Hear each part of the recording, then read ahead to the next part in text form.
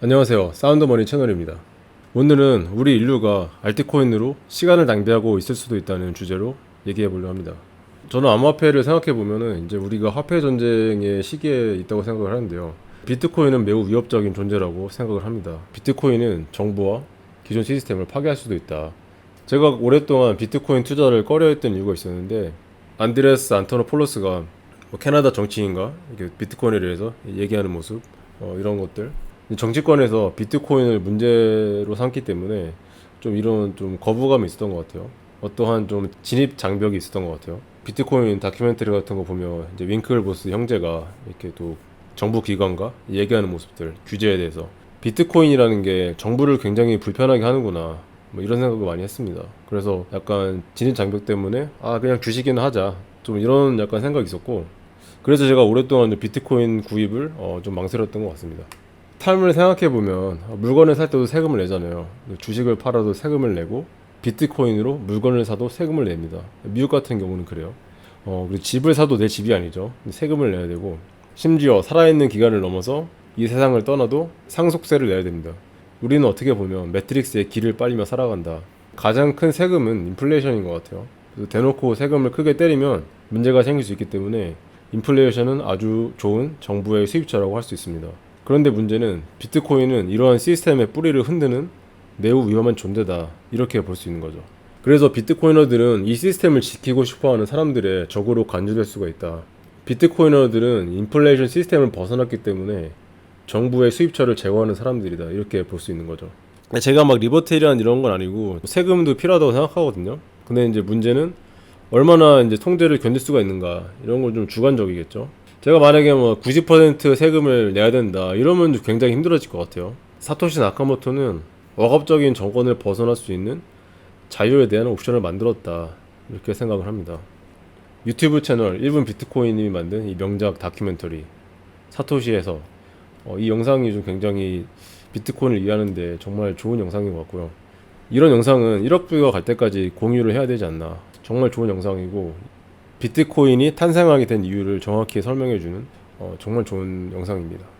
비트코인을 사용해보니까 내가 그동안 매트릭스에서 살고 있었구나, 길을 빨리면서. 각성 같은 걸 좀 비트코인이 시켜준 것 같고, 비트코인 전에 개인적으로 처음 느꼈던 거는, 제가 한국에서 미국으로 오면서 돈을 보내야 되잖아요. 근데 이제 이 돈을 보내는데 이 절차가 좀 있더라고요. 절차가 어려운 건 아닌데 돈을 보내는데 허가가 필요하더라고요. 그래가지고 내가 내 돈 보내는 게 이렇게 그냥 가는 게 아니구나, 이런 생각이 들었습니다. 그래서 그때 이제 내가 좀 매트릭스에서 살고 있다, 좀 이런 느낌이 들었습니다.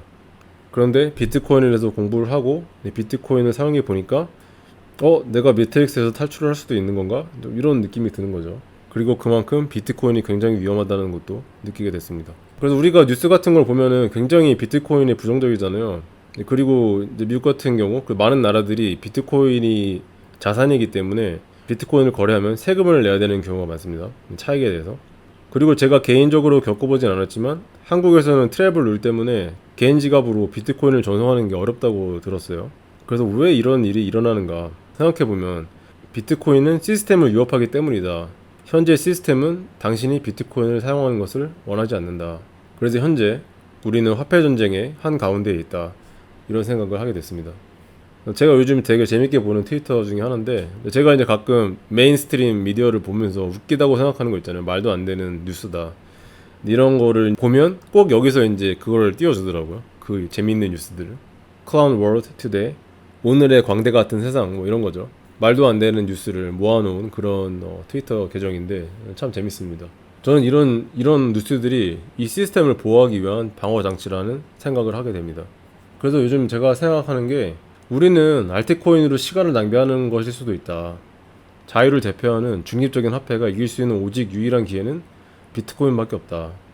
그래서 지금 시총 2등 이더리움이 있잖아요. 근데 이게 이제 지금 지분증명으로 넘어간다고 하죠. 뉴스나 자료를 보니까 밸리데이터들이 정부기관에 포섭될 것 같은 그런 좀 느낌이 있어요. 프리마인으로 이미 내부자들은 이더리움 부자잖아요.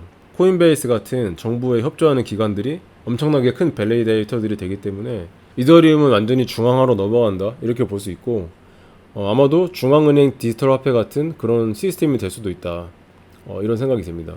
현재는 뭐 퍼드 뉴스, 그리고 뭐 세금, 뭐 이 정도이지만 정말 위험한 화폐 전쟁이 일어나면 알트코인들은 살아남을 가능성이 전혀 없다. 가장 강력한 해시레이트, 그리고 가장 타중화된 체인, 비트코인. 오직 비트코인만이 승리할 수 있는 기회이다. 만약에 비트코인이 승리하지 못한다면 아마도 인류에게 더 이상 기회는 없을 수도 있다. 이런 생각이 들기도 합니다. 미국 같은 경우는 예전에 금을 실제로 압류한 적이 있었죠. 그래서 뭐 인터넷을 보니까 지금도 금을 압류할 수 있나요? 뭐 이런 질문을 보니까 현재 법상으로 나라의 위기가 오면 금을 압류하는 게 합법이라고 합니다. 금은 언제든지 다시 압류될 가능성이 있다. 비트코인도 예외는 아니겠죠. 비트코인도 금과 같은 자산, 지정학적인 자산이니까. 예전에 어떤 분이 댓글에서 한국에서 코인 거래소가 뭐 닫히고 이런 일은 없을 것이다, 이런 식으로 말씀을 하셨어요.